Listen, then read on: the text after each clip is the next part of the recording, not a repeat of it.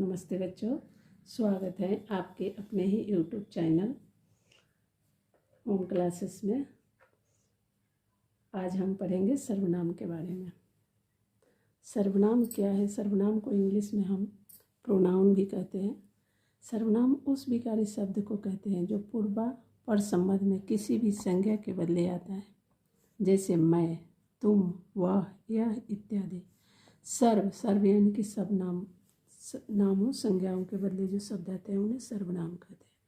संज्ञा की अपेक्षा सर्वनाम की विलक्षणता यह है कि संज्ञा से जहाँ उसी वस्तु का बोध होता है जिसका वह संज्ञा नाम है, वहाँ सर्वनाम में पूर्वापर संबंध के अनुसार किसी भी वस्तु का बोध होता है। लड़का कहने से केवल लड़के का बोध होता है, घर, सड़क आदि का बोध नहीं होता है, किंतु वह कहने से पूर्वापर संबंध के अनुसार ही किसी वस्तु का बोध होता है। आप समझ रहे हैं बच्चों? वह यानी कि वह किसी वस्तु के बारे में आप बता सकते हो कि जैसे कि वह टेबल है, वह आदमी है, वह गाय है, तो वह सर्वनाम को बोला जाता है। सर्वनाम के भेद कितने होते हैं? हिंदी में कुल 11 सर्वनाम है। क्या क्या है हिंदी में? कुल 11 सर्वनाम। मैं, तुम, आप, वह, जो, सो, कोई, कुछ, कौन, क्या। प्रयोग के अनुसार सर्वनाम के 6 भेद हैं जो इस प्रकार है। सर्वनाम के भेद आपको बताइए कि सर्वनाम का भेद कितना होता है?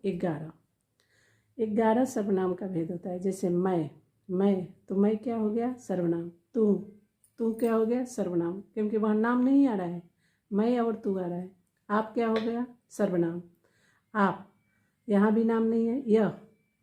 यह भी नहीं, यह भी एक सर्वनाम है। वह भी नाम नहीं है लेकिन सर्वनाम है। ये किसी भी शब्द के साथ, किसी भी वस्तु के साथ आप वह लगा सकते हैं। जो, सो, कोई यानी कि कोई वस्तु के साथ में भी आप कोई लगा सकते हैं। जानो, लड़के के साथ में लगा सकते हैं, लड़की के साथ में लगा सकते हैं, सड़क का बोध हो सकता है। कोई भी वस्तु के साथ कोई, कुछ, कौन, क्या के प्रयोग से अनुसार सर्वनाम के 6 भेद होते हैं। यही बताई थी आपको बच्चों। और सर्वनाम का भेद होता है 6, जिसमें पुरुषवाचक आता है। पुरुषवाचक, निजवाचक, निश्चयवाचक, अनिश्चयवाचक, संबंधवाचक, प्रश्नवाचक। तो पुरुषवाचक क्या है? पुरुषवाचक के कितने होते हैं? 3 भेद होते हैं। उत्तम पुरुष, मध्यम पुरुष, अन्य पुरुष। उत्तम पुरुष। अब उत्तम पुरुष क्या है? ये पुरुषवाचक सर्वनाम में हम बता। पुरुषवाचक सर्वनाम पुरुषों, स्त्री या पुरुष के नाम बदले आते हैं। उत्तम पुरुष में लेखक या वक्ता आता है। उत्तम पुरुष यानी सबसे आगे जो होता है। मध्यम पुरुष में पाठक या श्रोता यानी बीच का, जो सुनने वाला होता है, पढ़ने वाला होता है।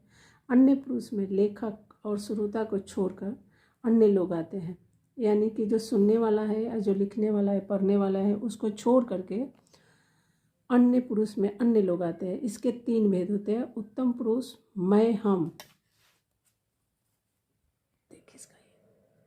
मध्यम पुरुष तू, तुम, आप। मध्यम पुरुष में क्या है? जैसे दूसरे के बारे में हम कह रहे हैं, तुम और तुम, आप। अन्य पुरुष में क्या है? जैसे वह, वे, या वे।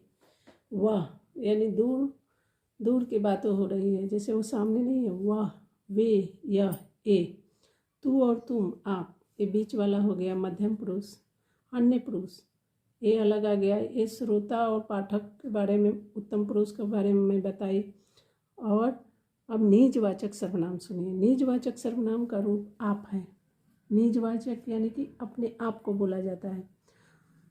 आप के इसका प्रयोग बिल्कुल अलग है। यह कर्ता का बोधक है पर स्वयं कर्ता का काम नहीं करता। पुरुषवाचक आप बहुवचन में आदर के लिए प्रयुक्त होता है। जैसे आप मेरे सिर आँखों पर। इसमें क्या कर रहा है? आप मेरे सिर आँखों पर, यानी कि ये निज, यानी कि निजी वस्तु जैसे अपने बोलते हैं, वो उनके, आप उन्हीं के बारे में बोला जाता है कि आप मेरे, दूसरे कोई नहीं, आप मेरे सिर आँखों पर हैं। आप क्या राय देते हैं? किंतु निजवाचक आप एक ही तरह दोनों वचनों में आता है और तीनों पुरुषों में इसका प्रयोग किया जाता सकता है। निजवाचक सर्वनाम आप का प्रयोग निम्नलिखित अर्थों में होता है।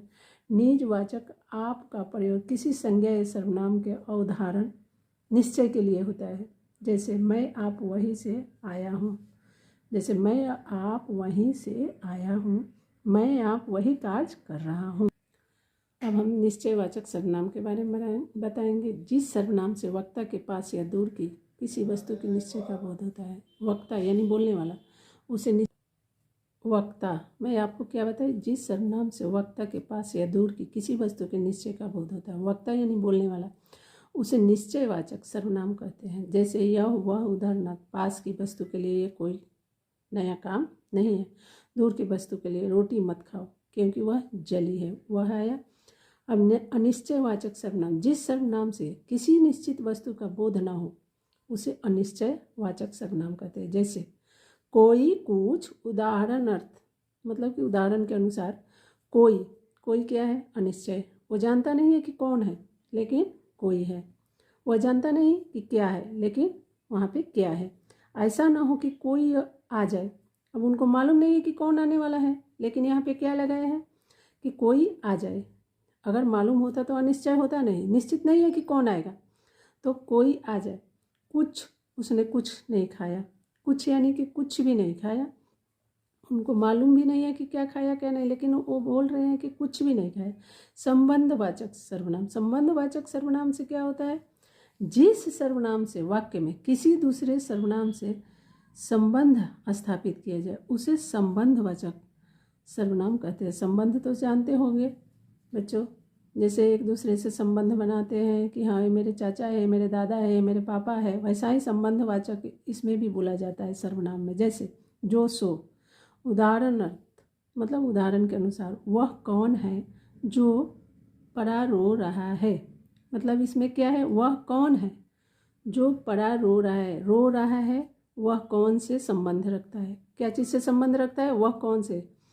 वह जो न करे सो थोड़ा, वह जो न करे सो थोड़ा। अब देखिए प्रश्नवाचक सर्वनाम में हम आते हैं। प्रश्नवाचक सर्वनाम क्या है, प्रश्न के लिए जिन सर्वनामों का प्रयोग होता है उसे प्रश्नवाचक सर्वनाम कहते हैं। जैसे प्रश्न के लिए हम किन सर्वनाम का प्रयोग करते हैं, कौन, क्या, उदाहरण के अनुसार कौन आता है, यहाँ प्रश्न आ गया। जैसे वह क्या है तो क्या प्रश्नवाचक हो गया ना, कौन आता है ये भी प्रश्नवाचक, वाचक में बोल रहे हैं हम। तुम क्या खा रहे हो तो यहाँ भी क्या आया तो ये प्रश्नवाचक हो गया। कौन आया तो प्रश्न, कहाँ जा रहे हो तो कहाँ प्रश्नवाचक हो गया। आज हम सर्वनाम के बारे में पढ़े और सर्वनाम के भेद के बारे में पढ़े। अगले वीडियो में आपको मैं विशेषण के बारे में बताऊंगी और विशेषण को अंग्रेजी में एडजेक्टिव भी कहते हैं। अगले वीडियो अपडेट पाने के लिए आप चैनल को सब्सक्राइब कीजिए और हमारे वीडियो को लाइक कीजिएगा आपके अपने ही चैनल होम क्लासेस पर। तब तक के लिए धन्यवाद। जय हिंद।